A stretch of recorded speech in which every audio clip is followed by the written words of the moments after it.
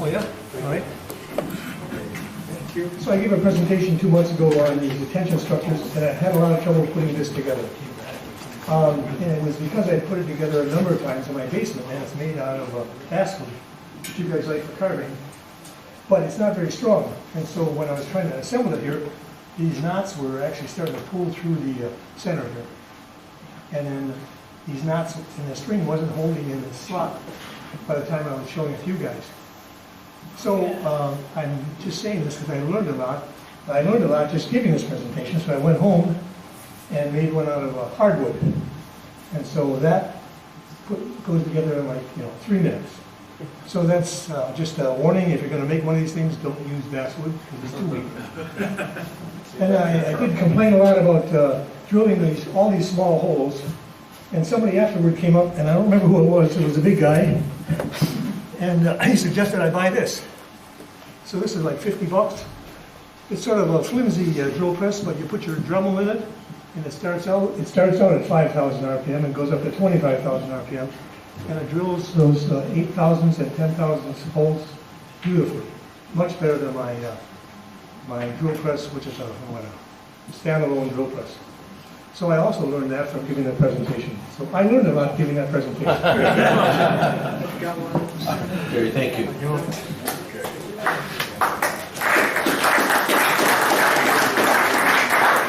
Anyone else? All right. Paul, we're going to come back to you. Rick?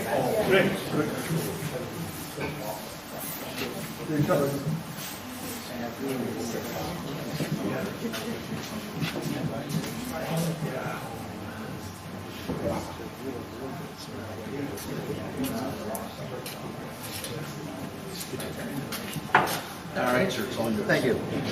Hi, I'm Rick, and just to say a few words about something I do. I like to use the what they call the full tools. Some of the other carvings, worth power, and the knife carvings. I like to use the full tool, which a little closer, okay. But I carve in the round and relief carving for the most part. What the full tool gives me an advantage, I think, is I can carve. This is African mahogany, so normally with a knife that'd give you a little bit of a trouble. But with the full tool, you're using one hand to push and the other hand to guide. So you get a lot more power. Plus, spots that it's getting too tough, or if you're going through a real hardwood, you can use the mallets. I like to use, especially on something this small, I like using a brass mallet.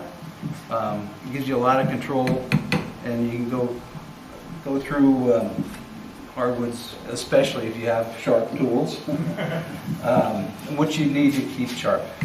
General rule of carving is you should sharpen the tool after about 20 minutes of use. Strop it, not using a grinder or anything. You should strop about every 20 minutes or so. I have some of the things that I use to help. A lot of these caricatures are, people carve with you hold it in your hand and you have a knife and you carve with a mallet, full size tool. You really need something to hold the device. And this is just a vise that I think I got it from Lee. So you can turn it and angle it pretty quickly. The other thing about carving in the round is, as I'm sure you know, the direction of the wood is critical, and especially in carving. If you're going against the grain, hold the microphone closer. Oh, sorry. You go against the grain, you're going to end up splintering, and and tearing the wood very easily, even with a sharp tool. So you always have to keep in mind what direction you're going.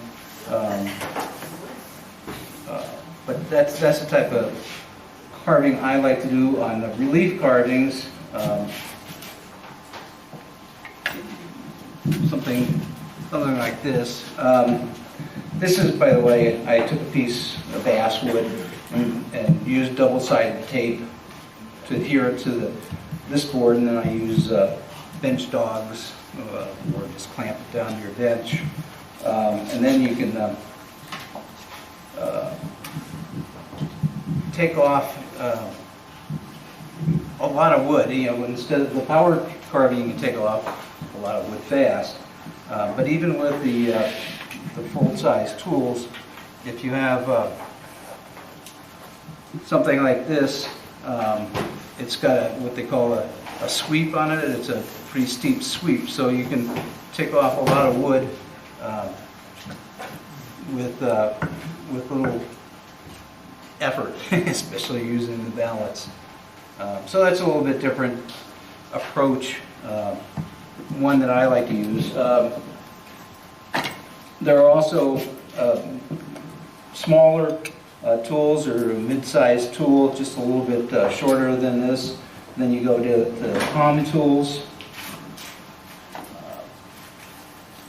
which generally are similar to this, but this happens to be a very small one. And then you can go down to the micro tools if you're doing real fine work. So it's a little bit different from the power and the knife, but so that's basically what I do.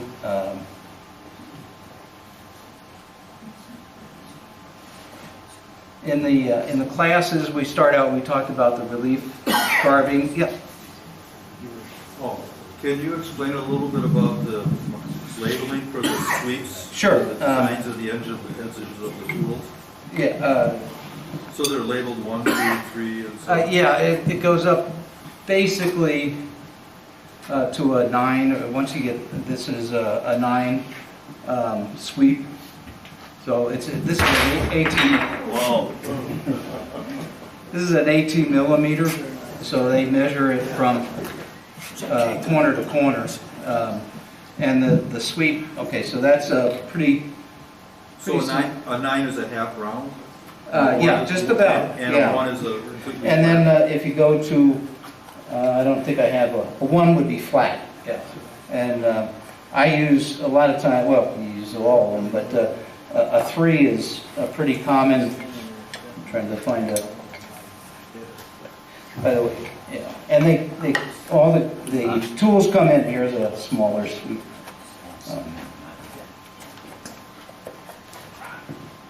You can see that's pretty flat. The other thing I might mention is that when you're using woodworking on your firming chisels and your bench chisels, you usually grind about 30 or 35 degrees. Some people like one better than the other. With the carving chisels, they're all about 22.5. So they're you're coming at it at a much lower angle than a bench chisel. And they come in, some are bent. If you're doing a flower, I don't think I have one, but you need to get underneath the petals so they come bent to aid you, get down underneath.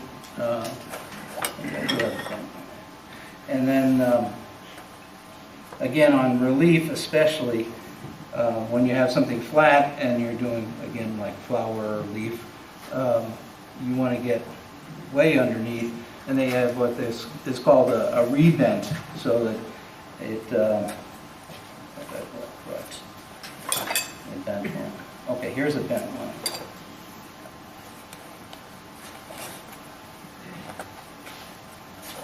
Okay, this is your typical bent, so you can come down onto a flat piece of wood. With a rebent, this would be almost upside down and it would be bent again.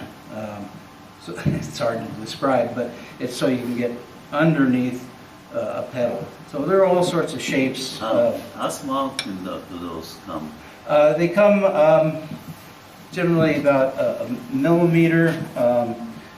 They have what's called a veining tool. Okay, this is probably a 1. The veining tool is just what it says. If you're doing a leaf and you want to put the veins in a leaf, or if you're doing a feather, you can use these. Again, these are the full-size tools. If you're working on something small, these are a little bit cumbersome, so then you go down to the micro tool or to the palm tool. Yes? How do you sharpen those? It's basically the same way. I sharpen everything. I've gone through things like this. I've had a Tormek, or had a tool sharp, work sharp, anyhow. Work sharp. Yes. And I've gone back to, I like hand sharpening. And so I use DMT stones, and use this one to illustrate. When you're on a stone, then you actually get into the groove, and so just to listen to a bunch of music, and you just rotate the tool and keep it at that 22.5-degree angle. Some people like to put a inside bevel. I do a little bit just to take off the burr, and you're always looking for that burr. It's not sharp until you get that burr and get rid of it and strop it off. So is the difference between a carving tool and a chisel that the carving tool has the bevel on the bottom and the chisel is the bevel on the top? Pretty much, I would say. Yeah, these are, I think technically these would be called gouge. And a chisel would be the bench chisel, or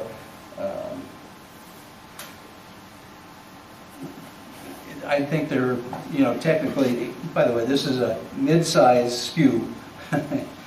Same thing as you'd use for turning. And good for getting into corners and cleaning out edges. You can see the different size, that's the difference between a mid-size and a full-size tool. Again, it's just whatever feels good. And these are the file, the Swiss-made tools. I prefer them. I've tried a couple of the others, but it's, they're all good steel, and you're always looking for something that's going to hold an edge. I don't know if that answered your question. Thank you. Another one, you prefer a particular brand? I like file. I'm sorry. I like the file. Yeah, it's Swiss-made, and I like, some of the others are a little bit thicker. This is just about I don't know, feels good to me when it's going into the wood, and it really holds an edge good. One other thing I can point out too, I like what's called a fishtail gouge. Okay, fishtail is just what it says. It comes out like this. They're good for getting into corners. This happens to be trying to get a 42 Pontiac, but so you can get into the corners of these flutes, and when you're carving, you don't always have to carve with the concave up. A lot of times you turn it over and you can get the rounded shape going that way. So that's when you go, that's another reason you go to a more of a sweep if you want a more of a rounded. Again, though, you got to watch direction of the wood, because if your grain is coming this way, you don't want to be going that way. You're going to go under that grain and lift it up. So you're always thinking about what direction you're going, especially in the round, because the grain, as you go around, the grain is going to shift on you. You're going to do edge grain, then you go face grain, end grain. So you got to be thinking, yeah. What's the general cost of one of those tools, Uh, full size? Yeah, full size, without going to one of the big sweeps or the bents, probably about 35, 40, right in there. No. Depends how many you have, too. Yeah, and it's, you know, as you go, you say, oh, I need this shape or I need that shape. You know, you can mount it, but yeah.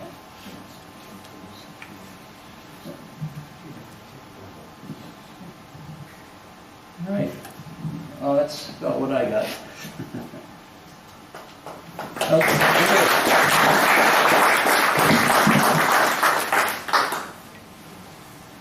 Dennis, did you have one more, you had another slide? No, we decided not to show it. Oh, It was just something that Ben Poe had.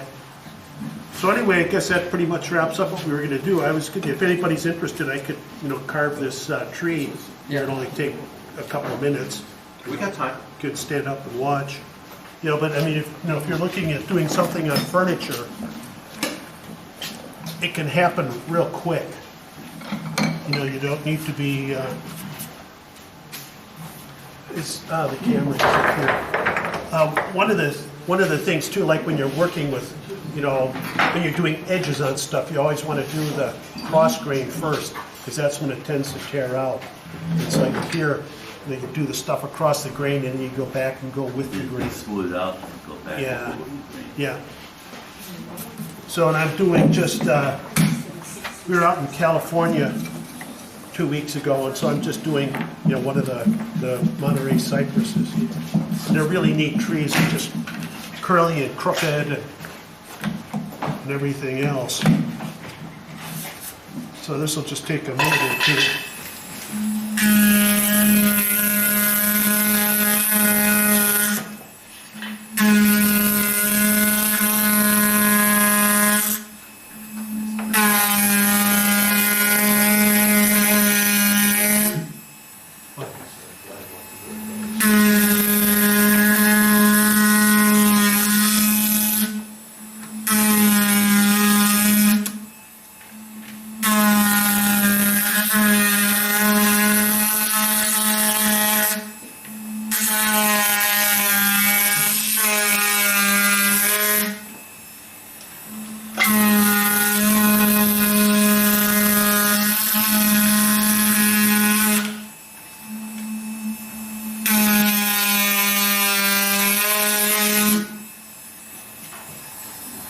So I was using a veiner on that, just to sort of, and I've got another chisel here. I don't know what I did with it, I'll take a different one. And we'll go to a little gouge here. This just doesn't take very long. You can,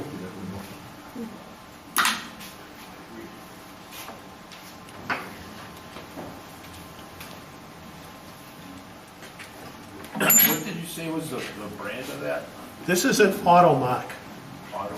And it's, when you start looking at these things, this one is, $250 upstairs on sale. You can get Ryobi and other brands for about $70. The difference is the Ryobis have a 5 or 10 minute duty cycle. Means you can run them for 5 or 10 minutes and you gotta let them sit to cool off. This thing you can run continuously, which is nice. It's got a cast aluminum body on it, which gets pleasantly warm when you use it for a while. So if you've got arthritic hands, it feels so nice. Not that any of you guys would have that affliction. No. Yeah, and it just, it's a better tool. It's like using, a Milwaukee drill as compared to a Black & Decker or a Power Shop or something like that. 5 times the cost. So I'll just put some dimpling here on the leaves, and that'll just about get us to where we need to go.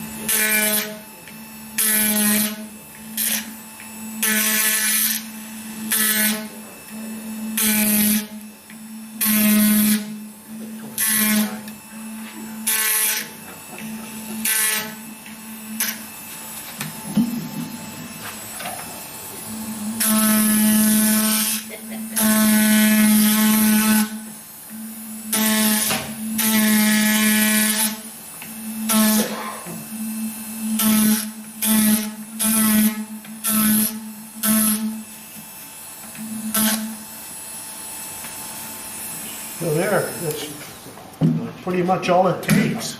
And I guess I would hit it with some sandpaper to get rid of the pencil marks. You know, but if you want to, you know, do something on the end of a bookcase or a desk or something like that, just, Sell them upstairs. Okay, yeah. So we just call you. yeah. But you don't have to press it very hard at all, that's the one nice thing. You know, and so you have, yeah, you just sort of guide it, and it goes away your elbow is. You use lacquer. Away you go. Just use lacquer. Especially now. I know, any other questions, or? No, I would. Just pressure on the tip of the blade. Yeah, what there is there's a little spring in here that keeps the, That's the wire. there's a cam in here, and a spring that holds the chisel off the cam. And Is it so when variable you speed? press, it presses the chisel up against the cam. And so if there's no pressure on it, you can put your finger on it, and let the pressure settle. It's kind of nice. Pressing it for a little bit. Yeah. Yeah, you push it in, you can see there's, you know, that much dense, Okay, yeah, okay. you know, so it's, you know, fairly safe to use. Dennis, is it variable speed also? No, you don't need variable speed. I don't think you do anyway. Just vary your pressure? Yeah. Yeah, and you can just use gear or any way you want to go.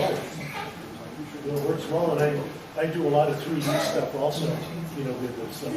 And for smaller 3D stuff, it's really nice because you're not going to press. You know, just sort of. Yeah. And of course, the other way to do it too is if you, It's not the that real that easy guy- way.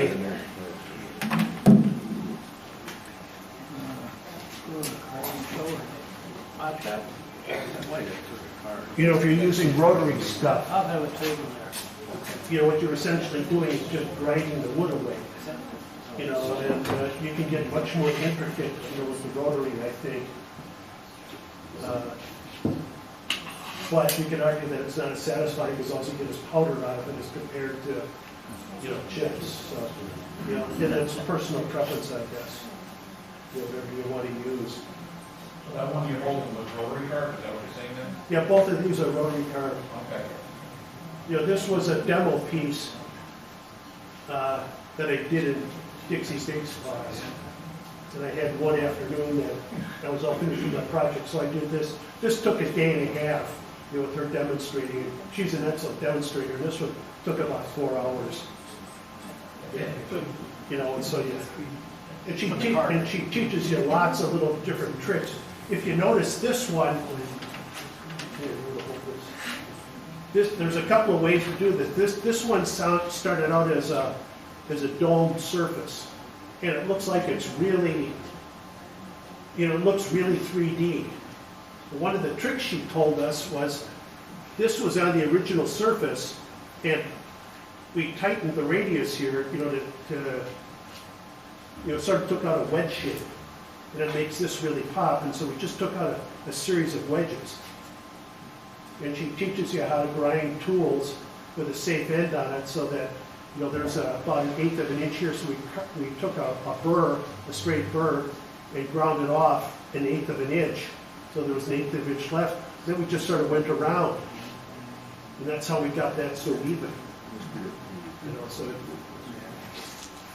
You know, in this one, on the other hand, when I turned, I left the band on here 1/4 of an inch higher, you know, than before. So when I turned the vase, it would, you know, down and then out and down like that. So that's the other way of doing it. You know, it depends on. Are these the classes that you talked about that are held on Saturdays then? Is that? No, this was done at Aeromont in Gatlinburg, Tennessee. It's a folk school. There's another one, the clearing up in Ellison Bay in Wisconsin. That's very nice also. In Ellison Bay, the clearing has an incredible workshop. One of the guys here, who remembers Hake Parkenhagen? Yeah, Hake set up the wood shop up in the clearing. And they've got 12 lathes up there and a full cabinet shop. so you could go up and, if you want to make a piece, they got all the tools. They also have a forge shop. They've got 6 cold blacksmith forges, a lot of metalworking equipment, torches, welders, plasma cutters. You can also stay on site there. if you wish. Yeah, you stay on site, you can, I think we're paying $1,200 this year. And I think the room and board was $600 and the tuition was $600. And they have really, really good food. So they have, regional teachers, they're pretty good. I'm gonna take a metal sculpture class again. And my wife is taking, I think that's one of the watercolor classes she's taking. Where was that? It's in the clearing, it's in Ellison Bay. It's north of, when you look at Green Bay, or Door County, if this is Green Bay, Ellison Bay is right up here, it's almost on the tip. And it's a nice, friendly school. I know they still have openings. And if you just start typing in on your browser, the clearing, Ellison Bay, it'll come right up. You can sign up, the people are friendly. Arrowmont, on the other hand, is a lot further. It's 800 miles instead of, 200. And they have internationally known teachers there. So it's, much more of a hardcore school, and you can stay there on campus again. They've got pretty good food. Their tuition is, $1,500 or $1,600. That's in Gatlinburg, Tennessee, which is. How long is that? They're for a week. They usually start out Sunday evening, they have dinner Sunday evening, and an orientation, and then depending on Mumble, Monday through Friday. And I know the clearing has always given you Thursday afternoon off, so you can bum around, the towns there in Door County. So it's very pleasant. There's a lot of people that go back to their clearing year after year after year. So it's a real nice vacation. If your significant other likes to do something, you might be able to find a class or two you can take simultaneously. So, and they teach up at the clearing yoga, quilting, poetry, geology, music, glass blowing, glass bead making, knife making, woodworking, turning, photography. I think they said they have 116 classes this year. So, any other questions? Yeah, I'm done. Okay. Thank you very much.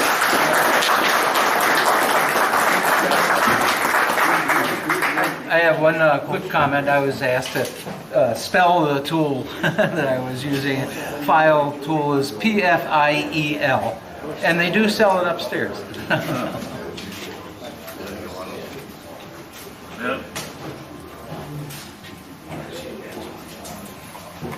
Okay, we're done a little bit early, so if you want to take a look up here and see what they might have, we've got about 10 or 15 minutes.